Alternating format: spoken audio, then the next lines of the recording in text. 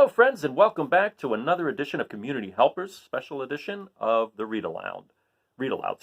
And this is called Jack's House. Now, I didn't know I had this book in my daughter's collection. I just came across it, and I thought this really does show a good deal of the construction vehicles that construction workers use. So I thought it was a good book, and it's by Karen Magnuson Beil, and it's illustrated by Mike Wohnoutka.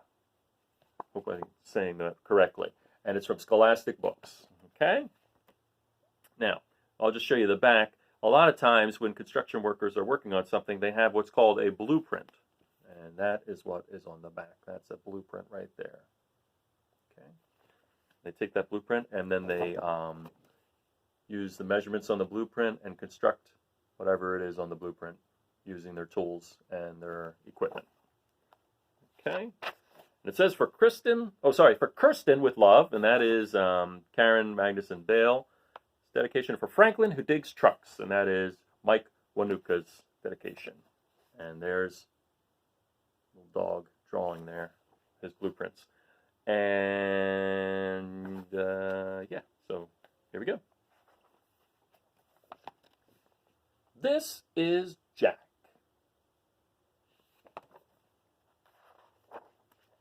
And this is the house that Jack said he built.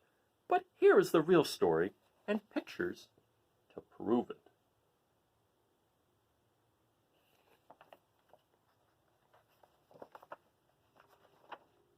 So first on this picture, let me just show you. Once again, our construction worker, even though he's a dog, is wearing a construction helmet. And then you'll see he has a tool belt. Some various tools there. There's a hammer. Right here, the hammer, and then he's got possibly a wrench, pliers, it looks like. So you'll see that on construction workers. This is the bulldozer that scraped the land for Jack's house. A lot of times they'll use cones, like that orange cone there too.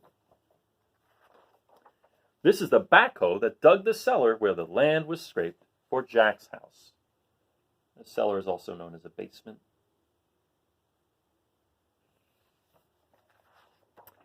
This is the cement mixer that poured the floor where the cellar was dug when the land was scraped for Jack's house.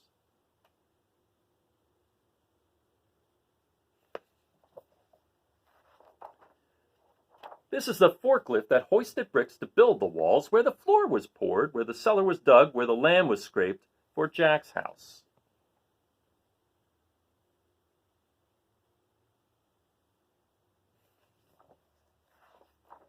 This is the rack truck that delivered windows to let in light where the walls were bricked, where the floor was poured, where the cellar was dug, where the land was scraped for Jack's house.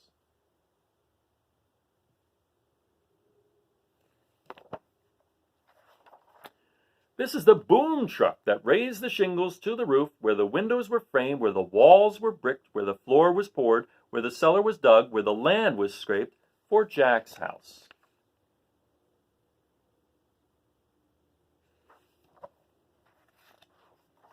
This is the dump truck that hauled 2 trees to shade the house where the roof was nailed, where the windows were framed, where the walls were bricked, where the floor was poured, where the cellar was dug, where the land was scraped for Jack's house.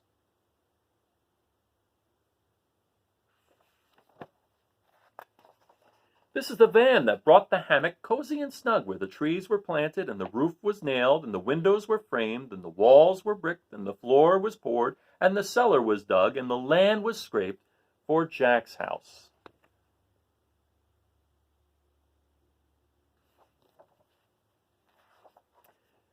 This is Jack, relaxing out back.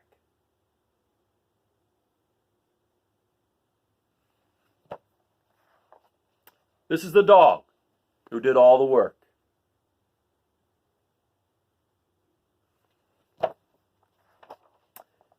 And this is the pickup truck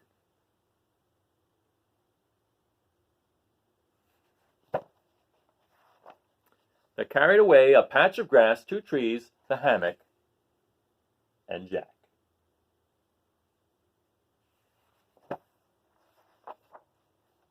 This is the house. that Max built.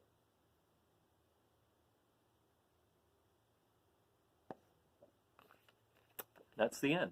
So sometimes you're grown up at home, or mom and dad, aunt, uncle, someone you know might call somebody on the phone and say, hey, I need a new driveway, or hey, I need a new addition to my house, or they might say, oh, there's some work that needs to be done in the road. And that's when construction workers are hired and they come into play. Now, I don't think that Jack hired the dog. I think he just said, you know, you do all this work, because if he hired him, I don't think he would take him away in a truck, because how would he get paid? But that's besides the point. So I hope you enjoyed this book, Jack's House, and I'll see you again next time. Bye-bye.